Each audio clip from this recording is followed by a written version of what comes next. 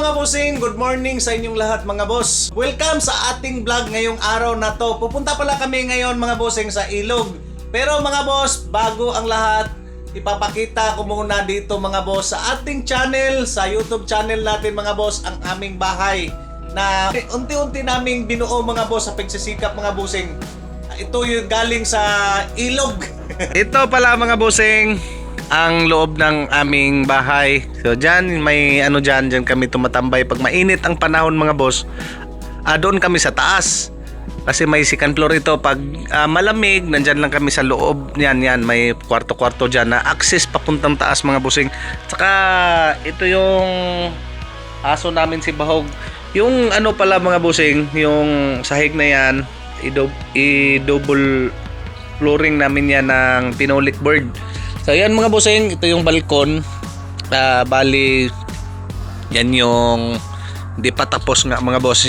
Kaya nagdadala ako ng kawayan mga boss, galing ako sa ilog. Dito ko po yun ginagawa. So hindi pa yan nalagyan ng mga boss kasi wala kaming panglagay ng hindi pa kompleto at saka kulang ako ng pako. So dito sa baba mga bossing, ito pala aayusin pa to. Yan, ito yung pala natin. Laging natin dala sa ilog. So ito mga boss, ang tanim ko dito, isa-isahin natin, ay itong pili. So sinasabi kong rare fruits kasi rare na tanim kasi bihira lang ang nagtatanim ng ganito sa Mindanao. So ito yung pili nuts. So dalawang pili mga boss ang sana ang tinanim ko dito. Lusonicum at saka ubatom. Yung ubatom mga boss, yung ginagawang pabango. So ito naman mga bossing, yung pili na to, ang sadya nito pag tinatanim ito yung mga may malalaki ng kunti ng bunga. So nuts yung purpose nito kasi yung isang pili kasi mga boss, pag tinanim mo yon, ang purpose lang noon ay yung mismong katas niya or dagta niya mga bossing, kasi ginagawa yung pabango. Ayan. Ito naman mga bossing, yung dito sa baba ay lapnisan. Kaya hindi ako masyadong naglilinis dito mga boss kasi pag inisprehan mo to, baka kako madama yung lapnisan. So ito yung ginagawang pabango, pinakamahal na pabango, na yung resin nito mga boss umaabot ng 800,000 per kilo.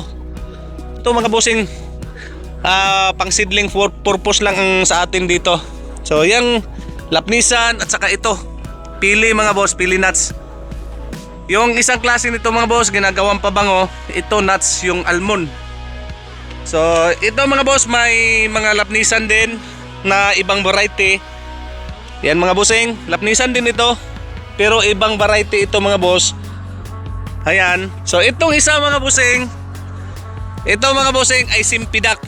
So sa hindi pa nakakilala ng simpidak mga bossing, ito yon.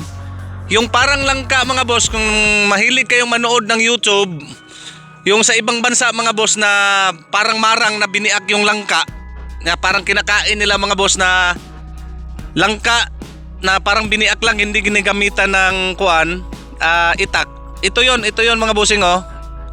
Yan, langka na parang marang ito. Tapos ang lasa nito mga bossing ay parang durian na pinaghalong langka. So makikita to mga boss sa ibang bahagi ng Asia, bansa ng Asia mga boss, sa Brunei, sa Malaysia, Indonesia. Pero mga boss, may tanim tayo nito mga bossing, ito yun. So yan, at saka ito bali 4 ito mga boss, na mataas na. Mataas na puno, simpidak yan.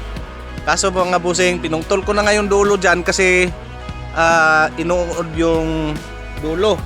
Saka ito. Yan. Hindi nagkasabay-sabay sa paglaki mga boss. So dito binalagan ko ng Maria de Agua. Yang nakikita nyo sa gilid ay Maria de Agua po yan. Yung iba tinatawag ito na Madre de Agua. Ang iba Maria de Agua. So correct me if I'm wrong kung ano ang tawag nito. Saka ito mga bossing oh. Nag-ano kami ng okra tanim dito. So ito, pang ano to? Baka mag-alaga kami ng hayop mga boss. So ito yung ipapakain namin. Yung mga manok mga bossing ha, kumakain din ng ganito mga boss. So yan mga boss, paki-subscribe naman ang ating YouTube channel mga bossing. At saka palike na rin. At saka comment din mga boss kung anong tawag sa inyo niyan. Baka mayroon kayong tanim ng ganyan mga boss. Paki-comment na rin yung pangalan. So naghanda na si partner mga boss. Kasi pupunta na kami sa ilog.